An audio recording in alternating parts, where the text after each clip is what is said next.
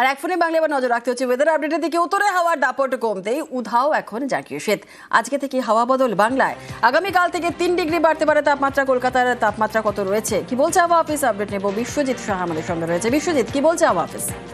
দেখো, আজ সকালে শীতের আমেজ ছিল, কিন্তু যত বেলা বাড়ছে তত সেই শীতের আমেজ উধাও হচ্ছে। একের পর এক পশ্চিমী ঝঞ্ঝায় যে উত্তরে হাওয়া বা উত্তর পশ্চিমে শীতল হাওয়া সেটা আটকে যাবে এবং আপাতত শীতের বিদায় পর্ব বলা যায় শুরু হচ্ছে।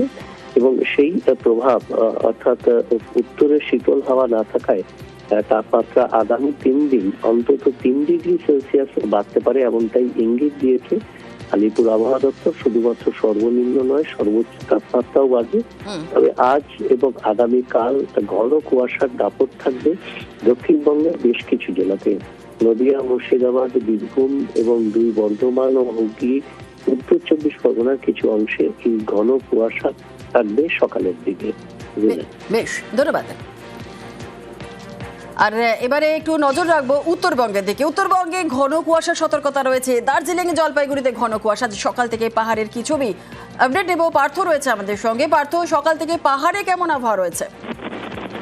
ভোরের দিকে কিন্তু প্রায় প্রতিটি জেলাতেই কিন্তু কুয়াশা ছিল, বিশেষ করে পাহাড়ি এলাকা তো বটে, সমতলে বেশ কিছু জেলায় কিন্তু কুয়াশার দাপট এখনো রয়েছে এবং আগামী কয়েকদিনে কিন্তু ভোরের দিকে এমনই কুয়াশার দাপট থাকবে।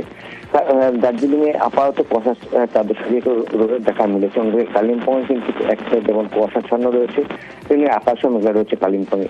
সমতলের জেলাগুলোতে সকাল থেকে কিন্তু কুয়াশার দাপট ছিল, তবে আপাতত আকাশ কিছুটা পরিষ্কার হয়েছে। তবে ঠান্ডার কিন্তু খুব একটা কমেনি। দার্জিলিং এর সকাল থেকে তাপমাত্রা রয়েছে 6 থেকে 7 ডিগ্রি আশপাশে, কালিম্পং এ 8 থেকে 9 ডিগ্রি আশপাশে।